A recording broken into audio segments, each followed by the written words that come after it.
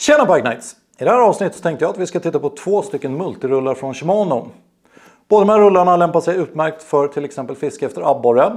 Där den ena är Shimano Kaius i storlek 151 med hög utväxling. Och den andra är Shimano SLX. Också den i storlek 151 med hög utväxling. En av de här rullarna är ett plastigt åbäke som vi absolut inte rekommenderar. Och den andra är ett kvalitetsbygge som vi absolut rekommenderar. Ta en titt!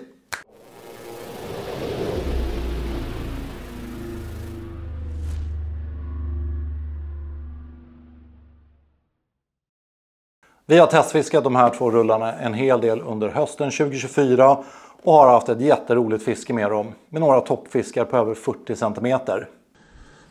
Nu ska de bli bort dem på en gång.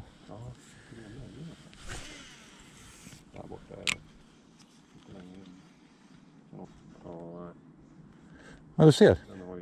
Oj jävlar! Och där! Oj jävlar! Den är skitstor.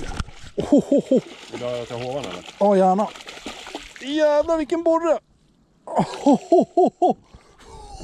Vad coolt. Jäklar! Liksom. Jäklar. Fan, det är sjukt alltså. Nej, inte ett kilo. 800 gram kanske. Den var rätt tom. Lite mager. Den var lite mager. Men han har förutsättningarna.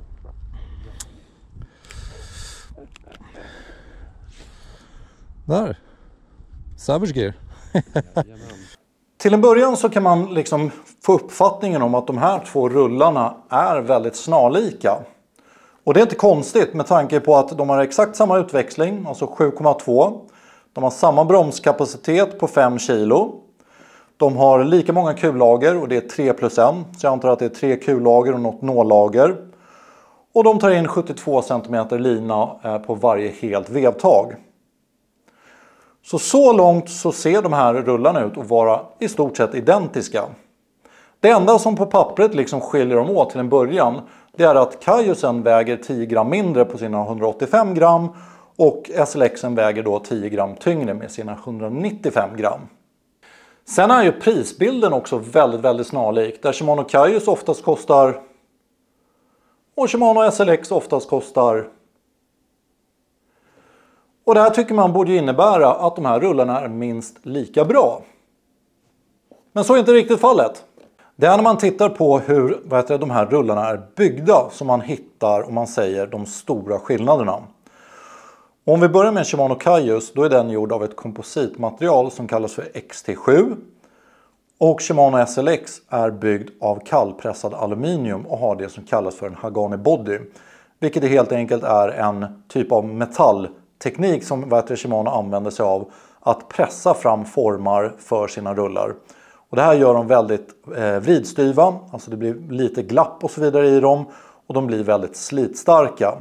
Och det här är alltså någonting som Shimano SLX har som Shimano Kaius inte har.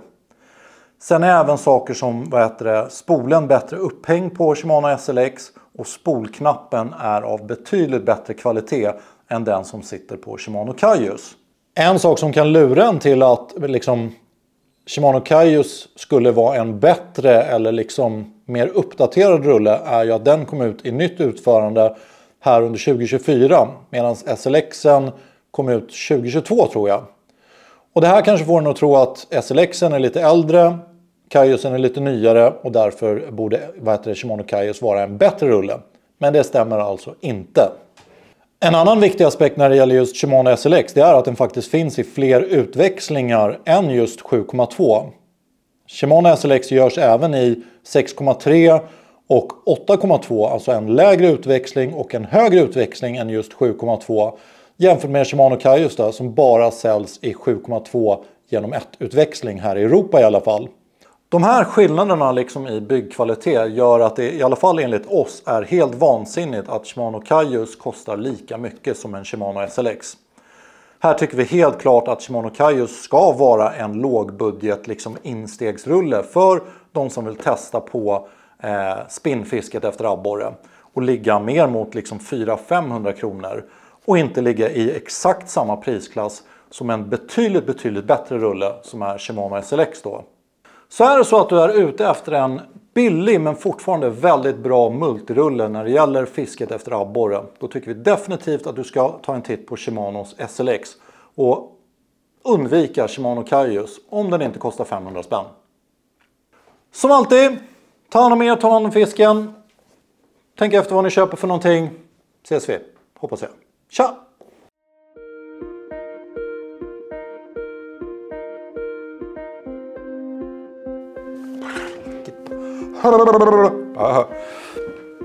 Abborrefisket. Både från Shimano. Här. När man tittar upp.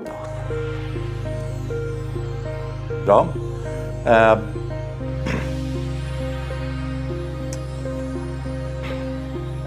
Roligt fiske. Under vår. I 151 storlek. Hoppade.